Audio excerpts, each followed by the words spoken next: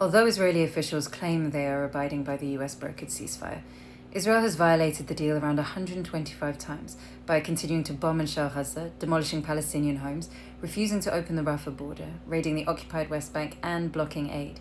Israeli forces are attacking numerous cities, including Khan Yunis, Gaza City, and Jabalia, to name but a few, with heavy gunfire, naval shelling, artillery, and airstrikes.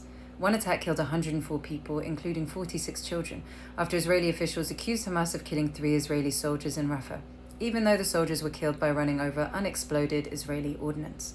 These blatant violations of the ceasefire have killed at least 226 Palestinians, 97 of whom have been children, and injured 594 since the ceasefire went into effect on October 10th. Israel has divided Gaza into 2 sections with what they've called a yellow line.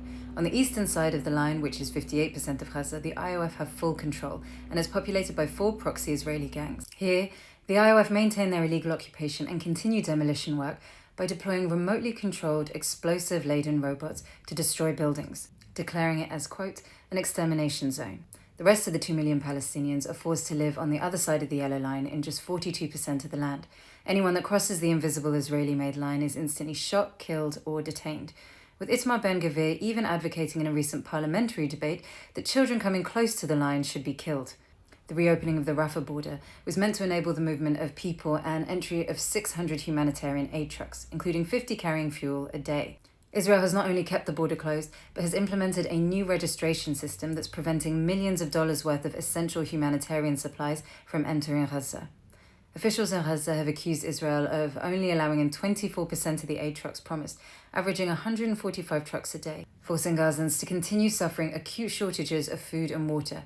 Only 115 fuel trucks have entered in the past 21 days, and only 10% of essential medical supplies have been allowed in. Israel are also yet to allow the entry of heavy machinery, which is required to clear rubble and reopen roads.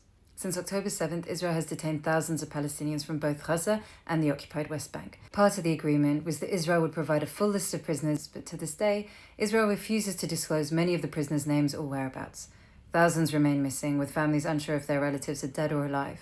And Israel has also failed to release Gazan women and children as stipulated in the deal. To add to this, the UN has reported over 100 civilian deaths in Lebanon and significant displacement due to Israeli strikes since the start of the ceasefire. Our allyship is as important as ever. Just a few days ago, a senior former Israeli security official said on Israel's Channel 14 that there is no intention for Netanyahu to end the genocide or the war in Gaza, and that they only took the ceasefire as a chance to have a temporary pause so the IOF soldiers can refresh and tanks and equipment can be repaired. They will then resume the genocide with full force. As the Palestinian fight for liberation continues, so must our solidarity.